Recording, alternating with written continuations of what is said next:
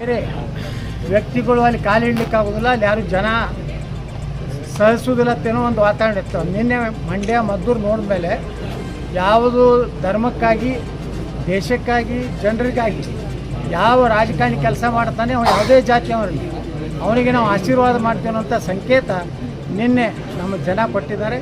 ಅದು ನಿಶ್ಚಿತವಾಗಿಯೂ ನನಗೆ ಭಾಳ ಒಂದು ರೀತಿ ಭಾವನಾತ್ಮಕವಾಗಿ ನೀನು ಅವರೆಲ್ಲ ಜನರು ನೋಡಿದ ಮೇಲೆ ಅನೇಕ ಈ ಪೊಲೀಸ್ ವರಿಷ್ಠಾಧಿಕಾರಿಗಳು ಹೇಳಿದ್ರು, ಇಷ್ಟು ಜನ ಬರ್ತಾರೆ ನಾವು ನಿರೀಕ್ಷೆ ಮಾಡಿರಲಿಲ್ಲ, ಭಾಳ ಒಂದು 400-500 ಜನ ಬರ್ಬೋದು ಯತ್ನಾಳ ಬಂದಿರುತ್ತೆ.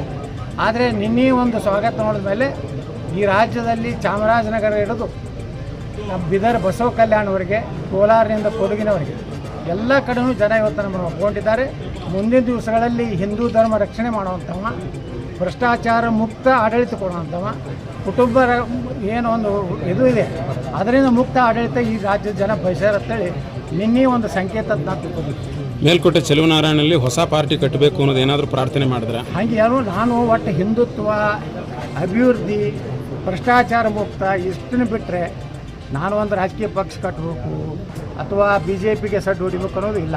ಹಾಗಿದ್ರೆ BJPಗೆ ಸೇರ್ಕೊಳ್ತಿರ ತಾವು? ಅದು ಏನು ಹೈಕಮಾಂಡ್ ಈಗ ಯಾರನ್ನು ನಂಬಿದ್ರು ಅವ್ರು ಏನೂ ಇಲ್ಲ ಅನ್ನೋದು ಗೊತ್ತಾಗಿದೆ. ಇಡೀ ರಾಜ್ಯದಲ್ಲೆಲ್ಲ ಇಡೀ ಹೈಕಮಾಂಡ್, ದಿಲ್ಲಿ ಹೈಕಮಾಂಡ್ ಗೊತ್ತಾಗಿದೆ ಯತ್ನಾಳದ ಹಿಂದೆ ಶಕ್ತಿ ಒಂದು ಹಿಂದುತ್ವ ಇದೆ ಅನ್ನೋದು. ನನಗೆ ವಿಶ್ವಾಸ ಇದೆ. ಏನು ಕೇಂದ್ರ BJP ಏನು ತಪ್ಪು ನಿರ್ಣಯ ಮಾಡಿದೆ ಅದನ್ನು ಕೆಲವೇ ದಿವಸಗಳಲ್ಲಿ ಆ ತಪ್ಪು ತಿದ್ದುಕೊಂಡು 2028ಕ್ಕೆ ನನಗೆ ಈ ರಾಜ್ಯದ ಜವಾಬ್ದಾರಿ ಕೊಡ್ತಾರೆ ಅಂತ ವಿಶ್ವಾಸ. ಧನ್ಯವಾದಗಳು.